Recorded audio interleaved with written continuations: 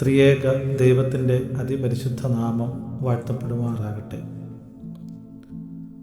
ആദരണീയരായ വിശ്വാസികളുടെ സമൂഹമേ, സ്നേഹത്തിൻ്റെ നിറകുടമായ, കരുതലിൻ്റെ പര്യായമായ പരിശുദ്ധ പാമ്പാടി തിരുമേനിയെക്കുറിച്ച് നമുക്ക് വീണ്ടും ചിന്തിക്കാം. താബോർ മല എന്നറിയപ്പെട്ടിരുന്ന പാമ്പാടിക്കുന്നിനെ പ്രകാശപൂരിതമാക്കിയ ദൈവസാന്നിധ്യത്തിൻ്റെ വിളനിലമാക്കിയ ഒരു പുണ്യപിതാവായിരുന്നു പാമ്പാടി തിരുമേനി.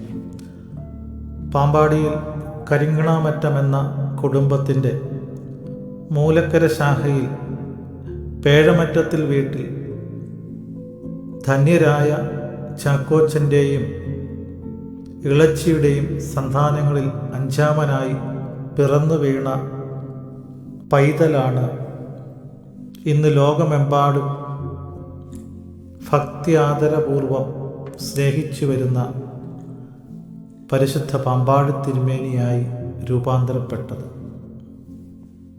സത്യത്തിൽ ഒരു പരിശുദ്ധൻ്റെ ഏറ്റവും സുന്ദരമായ നിമിഷമെന്ന് പറയുന്നത് സഹജീവികൾക്കും സഹോദരങ്ങൾക്കും ആഹാരത്തിൻ്റെ രൂപത്തിൽ ദൈവത്തെ കാണിച്ചു കൊടുക്കുമ്പോഴാണ്.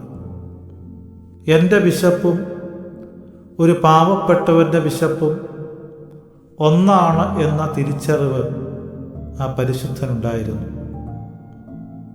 ദേറയിൽ വരുന്ന എല്ലാവരോടും, മക്കളെ, നിങ്ങൾ വല്ലതും കഴിച്ചോ എന്ന ഒരു ചോദ്യവും, തൻ്റെ സഹായികളായി നിന്നിരുന്നവരോട് നിങ്ങൾ അവർക്ക് ഭക്ഷിപ്പാൻ കൊടുക്കുക എന്ന ആഹ്വാനവും പരിശുദ്ധ പാമ്പാടി തിരുമേനി നൽകിയത് ഒരു ക്രിസ്തുഭാവത്തിൽ തന്നെ ആയിരുന്നു.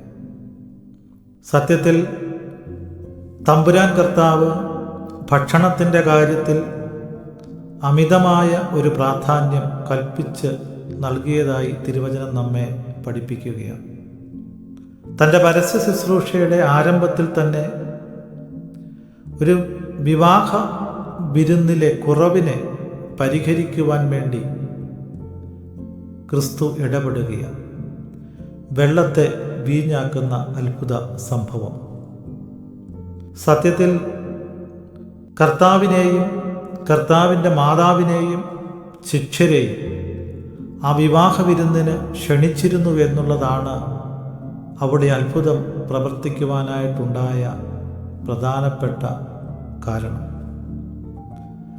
നമ്മുടെ ജീവിതത്തിൻ്റെ സന്തോഷവേളകളിലും ആഘോഷവേളകളിലും ദൈവത്തെയും ദൈവപുരുഷന്മാരെയും ചേർത്ത് നിർത്താൻ സാധിക്കുന്നുണ്ടോ എന്നുള്ളത് ചിന്തനീയമായ കാര്യമാണ്.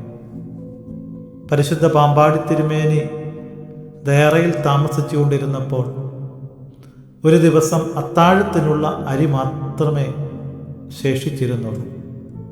ഒരു ആവശ്യക്കാരൻ ഒരു യാചകന്റെ രൂപത്തിൽ അവിടെ എത്തുകയാണ്. തനിക്ക് ആഹാരം നൽകുമോ, അരി നൽകുമോ എന്ന് ചോദിക്കും. തിരുമേനി അവിടെയുള്ളത് നൽകുവാൻ തൻ്റെ സന്തത സഹചാരിയായ പൊട്ടനപ്പച്ചനോട് പറയുകയാണ്. പൊട്ടനപ്പച്ചൻ തനിക്ക് പറ്റുന്ന രീതിയിൽ ശാരീരികമായ ശബ്ദങ്ങളൊക്കെ ഉണ്ടാക്കി, അരിയില്ല, ഇന്ന് വൈകിട്ടത്തേക്കിന് മാത്രമേ ഉള്ളൂ എന്ന് പറയുക. പക്ഷെ തിരുമേനിയുടെ നിർബന്ധത്തിന് വഴങ്ങി അദ്ദേഹത്തിന് അരി കൊടുത്തു വിടുന്നു. വൈകിട്ടത്തേക്കിന് ഒരു സാധനവും തയ്യാറായില്ല. തിരുമേനി പ്രാർത്ഥിക്കുവാനായി ദേവാലയത്തിലേക്ക് പോയി. പ്രിയപ്പെട്ടവരെ, ദൈവത്തിൻ്റെ അത്ഭുതമെന്ന് പറയാം.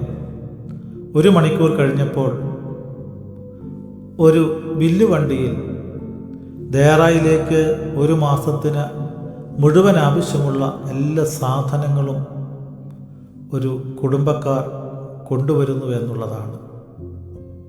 കൂട്ടിവയ്ക്കുന്നത് പാപമാണെന്ന് പരിശുദ്ധ തിരുമേനി എന്നും നമ്മോട് പറഞ്ഞിട്ടുണ്ട്. വാരി വിതറി കൊടുക്കുക, കൊടുക്കുന്നവന് കൂടുതൽ കിട്ടും.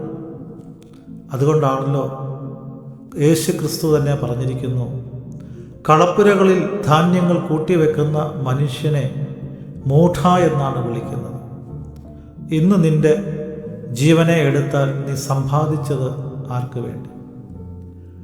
നശിച്ചു പോകുന്ന ഈ ലോകത്തിൻ്റെ സമ്പാദ്യത്തിന് വേണ്ടിയുള്ള നെട്ടോട്ടത്തിൽ അനശ്വരമായ സ്വർഗരാജ്യത്തിൻ്റെ നിത്യജീവന് വേണ്ടി വഴിയാഹാരങ്ങൾ ശേഖരിക്കുവാൻ നമുക്ക് സാധിക്കാതെ പോകുന്നു. നമുക്കുള്ളതിനെ ദൈവമുമ്പാകെ സമർപ്പിച്ച് കഴിയുമ്പോഴാണ് സത്യത്തിൽ പ്രിയപ്പെട്ടവരെ ദൈവം അതിനെ വാഴ്ത്തി അനുഗ്രഹിച്ച് നമുക്കും മറ്റുള്ളവർക്കും പ്രയോജനപ്രദമായി തീർക്കുന്നത്. 5 അപ്പവും 2 മീനും കൊണ്ട് ആയിരങ്ങളെ പോഷിപ്പിക്കുമ്പോൾ ആ കുഞ്ഞിനെ ജനസമൂഹത്തിൻ്റെ മുമ്പിൽ നിന്ന് കണ്ടെടുത്ത ശിഷ്യനും ദൈവവചനം കേൾക്കുവാൻ വേണ്ടി കുഞ്ഞിനെ യേശുവിൻ്റെ സന്നിധിയിലേക്ക് ഒരുക്കിവിട്ട അമ്മയും അവർ ശ്രേഷ്ഠരായിരുന്നു. ഇത്തരത്തിലുള്ള മാതൃകകൾ വർത്തമാന കാലഘട്ടത്തിൽ കുറഞ്ഞു പോകുകയാണ്. അതുകൊണ്ട് നമുക്കുണ്ടാകുന്ന ക്ഷാമങ്ങളും പ്രയാസങ്ങളും ഒക്കെ പരിഹരിക്കുവാൻ കഴിയുന്ന ഒരു വലിയവനായ ദൈവം നമുക്കുണ്ട്. സാറാഫാത്തിലെ വിധവയുടെ എണ്ണയും ധാന്യവും ഗോതമ്പുമൊക്കെ തീരാതെ കാത്തു സൂക്ഷിക്കുവാൻ ഏലിയാവെന്ന വലിയ പ്രവാചകന്റെ പ്രാർത്ഥന ഫലമായി തീർന്നു. പ്രിയപ്പെട്ടവരെ, പരിശുദ്ധ പാമ്പാടി തിരുമേനിയുടെ പ്രാർത്ഥന നമ്മുടെ കൂടെയെന്നും കോട്ടയും കാവലുമായിരിക്കും. പാമ്പാടി തിരുമേനി ഗൃഹനാഥന്മാരോട് പറഞ്ഞ ഒരു വാചകം നമുക്ക് ശ്രദ്ധയോടെ കേൾക്കാം. ഇക്കാലത്ത് അത് പ്രസക്തമല്ലായിരിക്കാം, എങ്കിലും അത് നൽകുന്ന ആന്തരിക അർത്ഥം എനിക്കും നിങ്ങൾക്കും ഹൃദയത്തിൻ്റെ പുനർവിചിന്തനത്തിന് പ്രേരകമായി തീരും. അതിപ്രകാരമാണ്: ഭർത്താക്കന്മാരെ, നിങ്ങൾ ഭക്ഷണം കഴിക്കുമ്പോൾ ഭാര്യമാരുടെ ഭക്ഷണകാര്യവും ഓർക്കണമേ. അവരെക്കുറിച്ച് നിങ്ങൾക്ക് കരുതൽ ഉണ്ടാകണം. അവർ ഭക്ഷണം കഴിക്കുന്നുണ്ടോ എന്ന് നോക്കണം. വിവാഹ ശുശ്രൂഷയിലും ഇതുതന്നെയാണ് സഭ കൽപ്പിക്കുന്നത്. കുടുംബിനികളെക്കുറിച്ച് തിരുമേനിക്കുണ്ടായിരുന്ന കരുതൽ അത് വളരെ വലുതായിരുന്നു. പരിശുദ്ധ പാമ്പാടി തിരുമേനിയുടെ കാലഘട്ടത്തിന് ശേഷവും യോഹന്നാൻ റമ്പാച്ചനും തുടർന്ന് മാത്തുക്കുട്ടി റമ്പാച്ചനും ഇപ്പോൾ ഉള്ള പ്രിയപ്പെട്ട അനൂപച്ചനുമൊക്കെ തിരുമേനിയുടെ ഈ വാക്കുകളെ അക്ഷരം പ്രതി അനുസരിച്ച് ആ ദേറയിൽ കടന്നു വരുന്ന എല്ലാവർക്കും എന്തെങ്കിലും കൊടുത്തുവിടുന്ന ഒരു വലിയ ശ്രേഷ്ഠ മാതൃക തുടരുകയാണ്. സത്യത്തിൽ വർത്തമാന കാലഘട്ടത്തിൽ സഭയുടെ ശുശ്രൂഷകളിലും വചനഘോഷണങ്ങളിലും പങ്കെടുക്കുന്നവർക്ക് ആഹാരങ്ങൾ കൊടുക്കുന്നത് വലിയ ബാധ്യതയും വിമർശനങ്ങളുമൊക്കെ നേരിടുന്നുണ്ടെങ്കിലും സാക്ഷാൽ ക്രിസ്തുദേവൻ തന്നെ തൻ്റെ പ്രസംഗം കേൾക്കുവാൻ വരുന്നവർക്കെല്ലാം ഭക്ഷണം കൊടുക്കുവാൻ ശിഷ്യരോട് കൽപ്പിക്കുകയും കൊടുക്കുകയും ചെയ്യുന്ന വലിയൊരു മാതൃക കാണിച്ചു തന്നിട്ടുണ്ട്. അതുകൊണ്ട് പ്രിയപ്പെട്ടവരെ, ഈ ലോകത്തിൽ 40% ആളുകൾ പട്ടിണി മൂലം പ്രയാസം അനുഭവിക്കുകയാണ്.